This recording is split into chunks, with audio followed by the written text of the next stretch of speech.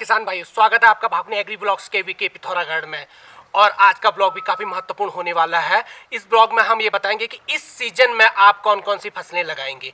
तो थोड़ी देर के बाद जो है डॉक्टर अभिषेक भगोड़ा जी हमारे साथ जुड़ेंगे और वो आपको जो है कद्दू वर्गीय पौधों के बारे में बताएंगे, उसमें कौन कौन सी फसलें आप लगाएंगे और उन फसलों को लगाने के लिए उनकी गहराई क्या होगी।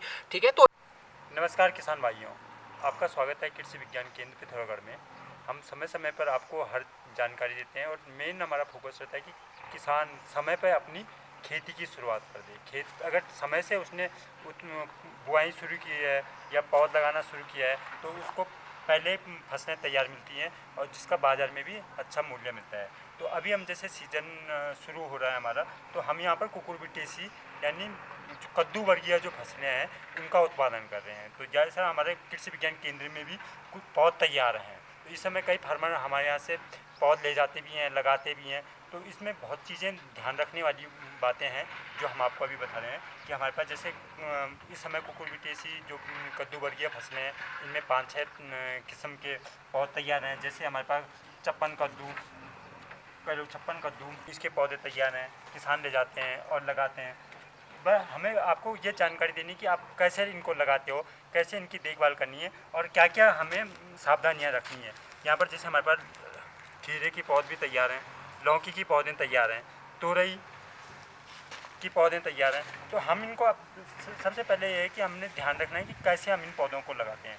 तो किसान भाइयों, जब भी हम इन पौधों को खरीदते हैं, लगाते हैं, तो हमें इनके लिए कम से कम एक का गहरा गड्ढा खोदना चाहिए, उसमें गोबर की सड़ी खाद डाल के अच्छे से। और पौधा जब लगाते हैं तो उसको ज़मीन से कुछ 10 से 15 सेंटीमीटर ऊंचा उठा देना चाहिए और वहाँ पर जल निकास की अच्छी व्यवस्था होनी चाहिए।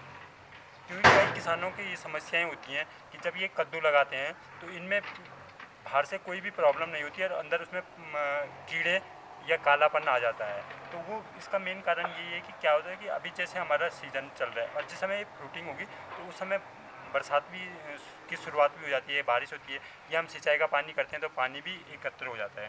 तो उस पानी से बचाने के लिए हमें वहाँ पर जल निकास की भी अच्छी व्यवस्था रखनी चाहिए कि इसमें पानी रखें। दूसरी चीज़ें जैसे लौकी, खीरा, कद्दू हैं, तो उनमें इसका ज़्यादा असर नहीं होता क्योंकि ये जो चपन कद्दू है इसमें पानी का ज़्यादा असर होता है, इससे इनके फल ख़राब होने की समस्याएं रहती हैं। फिर दूसरा है कि हम ये कितनी दूरी पे लगाएं। तो जैसे कद्दू वर्गीय पे अधिकतर ये बताते हैं कि 3 मीटर की दूरी रखनी चाहिए। तो हम छप्पन कद्दू में क्या करते हैं कि छप्पन कद्दू में हम 1 मीटर की दूरी रखते हैं क्योंकि इसका पौधा छोटा होता है और इसमें बहुत सारे कद्दू। तो इसकी दूरी और जो खीरा, लौकी और जो दूसरे जो बाड़ी कद्दू या सीताफल वगैरह हैं, इनके लिए अलग अलग डिस्टेंस पे हमें पौधों को लगाना चाहिए।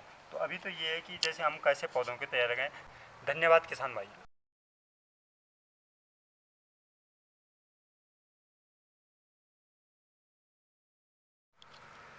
तो किसान भाइयों, कैसा लगा आज का ब्लॉग? कमेंट में आप जरूर लिख के हमको बताइएगा। बहुत बहुत धन्यवाद आपका।